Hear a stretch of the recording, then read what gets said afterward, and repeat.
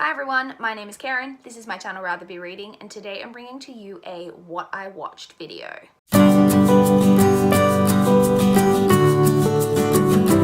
So this is obviously, if you've seen it you know, and if you don't, I'm sure you can tell by the title, is a series of videos where I just go through what I have been watching over the last quarter, both in TV and in movies. Although again, if you've been watching, you know that this is heavily movie based because I've been in a TV watching slump for something around 2 years. So let's jump straight in and talk about everything I watched in the first quarter of the year from January through March. So starting off with TV, as I prefaced, still in a TV watching slump. I didn't watch any TV at all during January through March. I was still doing my rewatch of Buffy/Angel with my sister, so we were still working our way through that, but not a whole lot to report aside from that. So let's jump straight into the movies where the meat of this video is going to be. So starting off with January and all the movies I watched in January, I watched a total of 13 movies in January. January is always a pretty heavy movie watching month for me because I'm generally off work at the start of January for Christmas break, and so I always get a lot of movies watched while I'm on break. So the first movie that I watched in January and in 2019 was Martha, Marcy, May, Marlene. This is a kind of psychological movie that stars Elizabeth Olsen. I love Elizabeth Olsen. I think that she is both very beautiful and quite a good actress. And so this is basically about her character who has recently left a unorthodox situation. I won't go into too many details apart from that, but it's quite psychological in nature, just talking about all the psychology kind of behind that type of thing.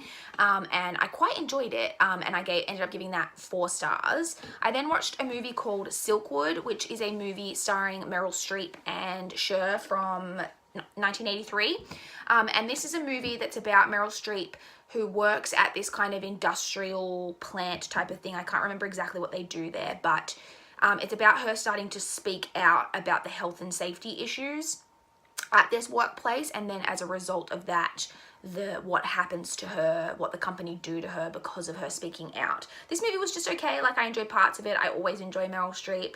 Cher plays quite a different, she plays she's a lesbian character, and she's quite like butch in her style, which is very different from what I'm used to seeing Cher as, so I did quite enjoy that. And in the end I gave that 3 stars.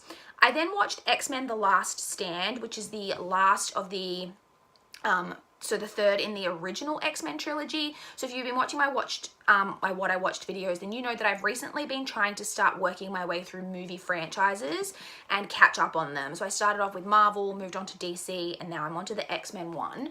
And so this was a rewatch. I'd seen it before. I gave this 3 stars. The Last Stand is definitely the weakest in the original trilogy, in my opinion.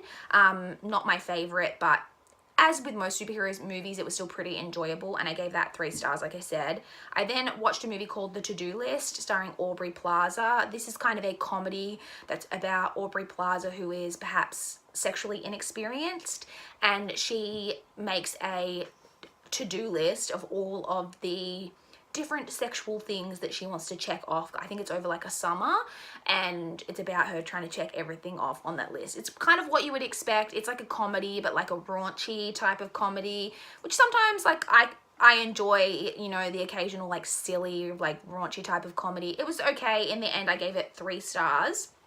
I then watched another quite psychological movie called 3 Women. This is from 1977. It stars Sissy Spacek and what's that woman's name? Shelley Duvall, is it? It's the woman who was in the Shining movie. Her. And it's basically about, it's Sissy Spacek moves, like is like new in town and gets this new job, and it's about her and this colleague that she meets. It's very strange. It's a very strange, very quiet movie, kind of similar in tone, I almost think, to Martha, Marcy, May, Marlene. But again, I really enjoyed it, and I ended up giving it 4 stars. I then watched another X-Men movie, X-Men Origins Wolverine.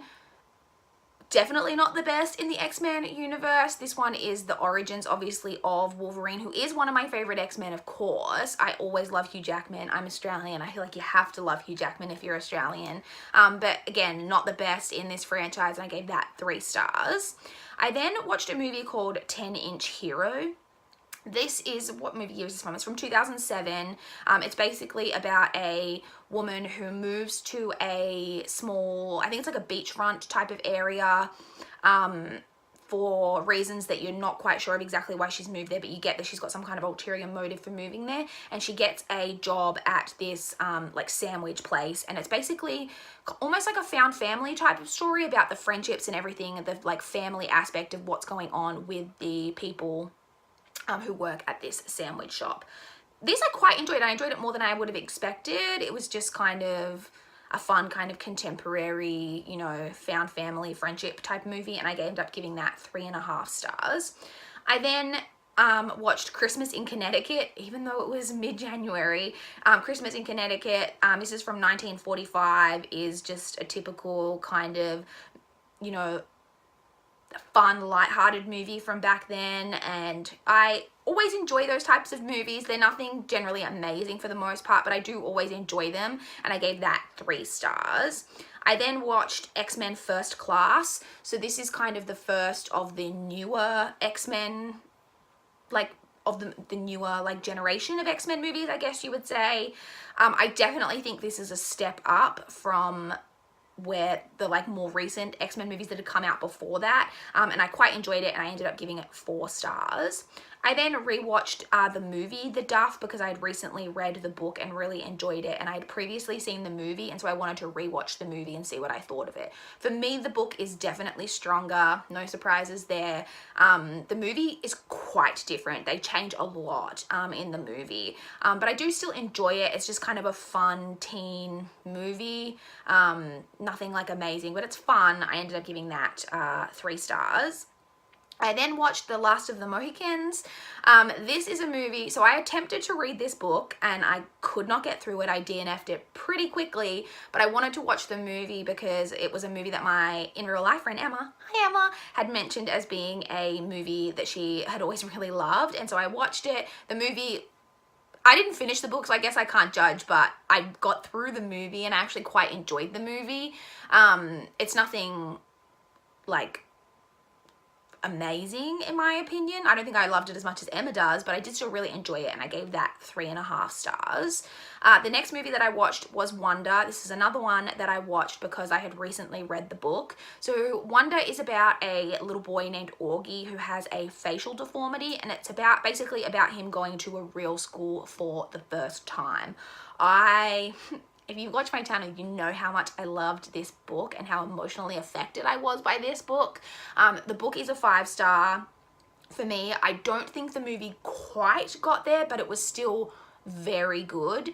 I thought I'm not sure of his name, but the child actor who plays Augie did an amazing job, and I did quite enjoy it, and in the end I gave it 4.5 stars. And then the final movie that I watched in January was another rewatch, and it was a rewatch of Pride and Prejudice, the 2005 Pride and Prejudice with Keira Knightley, which is my favorite adaptation. To be fair though, I have never seen the BBC miniseries version with Colin Firth, which is kind of a crime, and I really need to rectify that at some point, but I love the Pride and Prejudice movie with Keira Knightley. It's a 4.5 star movie for me. I don't think it's quite, I don't know why, there's always something that holds me back from giving it 5 stars, but I love this movie. The part where he helps her up into the carriage and then that little motion he makes with his hand afterwards is fucking exquisite. Like, let's be real. Like I said, I gave that 4.5 stars, and that was the last movie that I watched in January.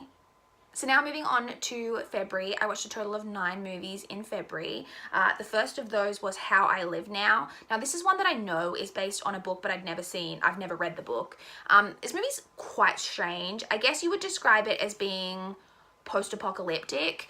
In a way, it's basically about this girl who travels to the countryside in England to stay with some cousins of hers, and ends up, there's a big terrorist bombing type of thing that happens, and she gets trapped like kind of in the countryside while her aunt is gone, so it's just her and her cousins, and it's kind of a survival story, I guess. Trigger warnings, this does involve a relationship between cousins. Just if that's something that really bothers you, then it is in there. So this movie was okay. I enjoyed it. It stars I'm gonna mispronounce her name, Saja, I know that's wrong, Ronan.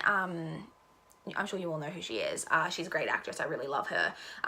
But it wasn't anything amazing, but I did enjoy it. 3.5 stars. And then watched another like older classic film from 1946 called Never Say Goodbye. Again, very lighthearted in nature, all of these, but again, nothing amazing, but very enjoyable. Gave it 3 stars. I then watched The Wolverine. So again, next one in the X-Men movies I was watching, again, focusing on Wolverine. This is not my favorite. With X-Men Origins Wolverine, I think that one gets a really bad rap, but I enjoy it. I do quite enjoy it, but I enjoy it more than I think most people do. But yeah, X-Men, like the one that's just the Wolverine, not the greatest. But it was still, like I said, with all superhero movies, still fairly enjoyable. I gave it 3 stars. I then watched a movie called Skateland. This is basically about, I think it's set in the 70s, and it's about a guy who works at a like a roller skating rink, and it's kind of like a coming of age, him trying to find his place. I think he's recently graduated high school, isn't sure what to do about college, that type of thing. I actually enjoyed this movie more than I expected to. Like I said, it's just kind of coming of age in nature, I guess you would say, and I gave that 3.5 stars. I then watched a movie called Sweet Charity from 1969. I actually didn't watch the whole thing. I ended up DNFing this movie because I didn't really like it. It stars,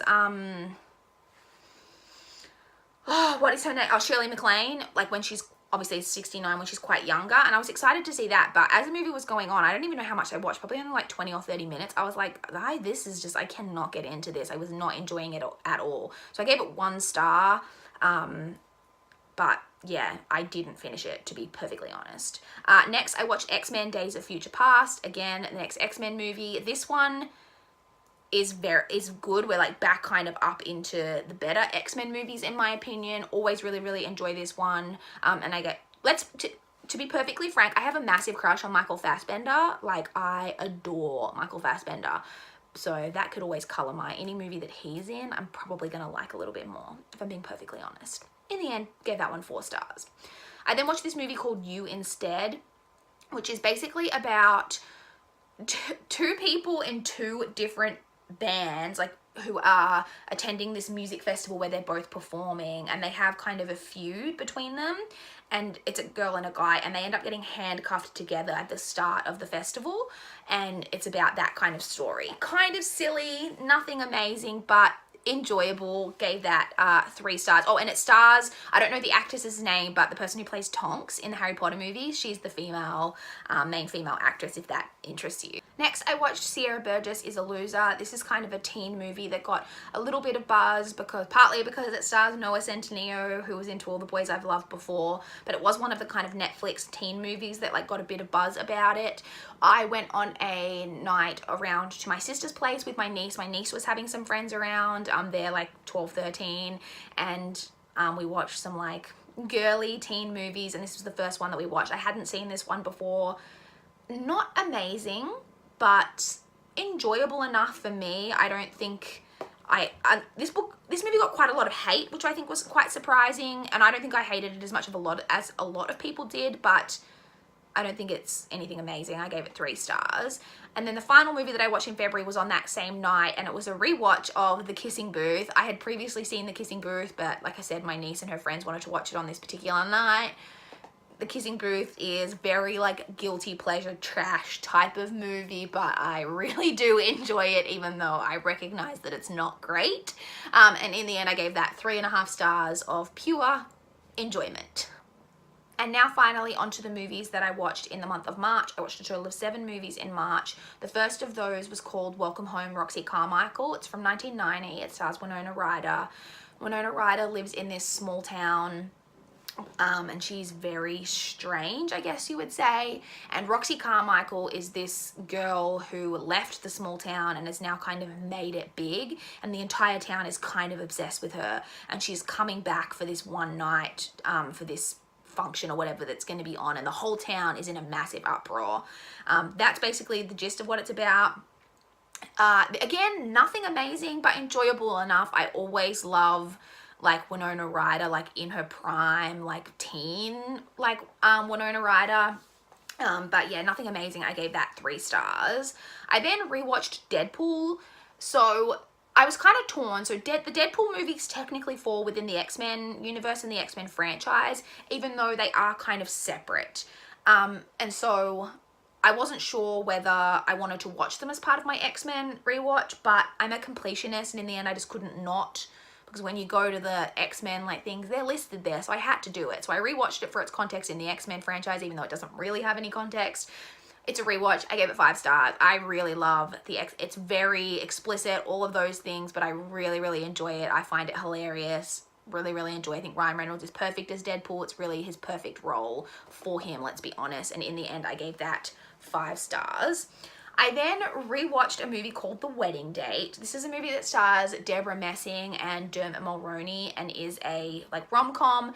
This is, I reckon, one of the most underrated rom-coms of all time.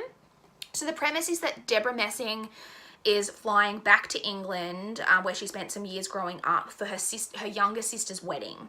However, the best man in that wedding is going to be her ex-boyfriend, who was like a long-term boyfriend that they had a breakup, and he's the best man. And so she hires Dermot Mulroney, who is a escort, to be her date to her sister's wedding. That's the premise. Like I said, I think this movie is very underrated. I never hear anyone talking about this when they talk about like great rom-coms, and I think this is a great rom-com. There are some like romantic one-liners in this movie that I just think are amazing, like amazing. They're so good. So I really enjoy this movie. I gave it 4 stars.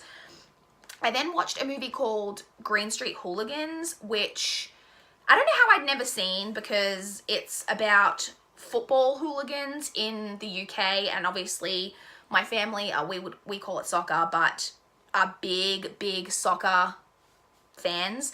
We follow the EPL, all of those things, and so yeah, I don't know how I'd never seen it. So it basically stars Elijah Wood, who is American, and he travels to the UK and ends up getting caught up in a football hooligans situation. This movie was better than I expected it to be. I don't think it's amazing, but it was better than I expected. And in the end, I gave it 3.5 stars. I then went to the cinemas to see Captain Marvel. This was obviously the latest Marvel movie that had come out. And it stars Brie Larson, who I adore. Similar to Elizabeth Olsen, I think she is both amazingly beautiful, but oh, she is such a good actress. Like, I think she's an amazing actress. But this movie gets some like kind of mixed reviews. I loved Captain Marvel. I was torn on my rating because I recognized that I think this movie spoke to me on kind of a personal level in a way that I don't think it would speak to everyone. But I loved it. In the end, I gave it a 4-star rating, but I really, really enjoyed it. I think that this has a lot.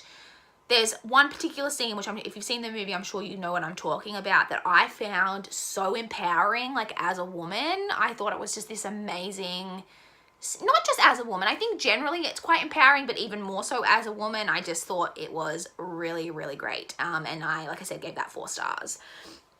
Next, I rewatched The Goonies. So I had a day where I had my niece and nephew around at my place, and my niece and nephew had never seen The Goonies, and so I made them watch it because I love The Goonies.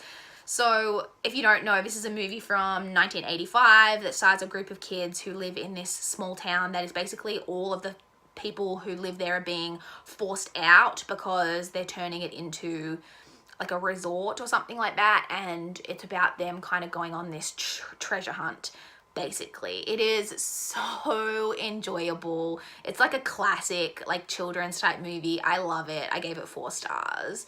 And then later that same day, I had my nephew staying with me that night, and so my nephew and I introduced my nephew to Jurassic Park. That's the movie he decided that he wanted to watch.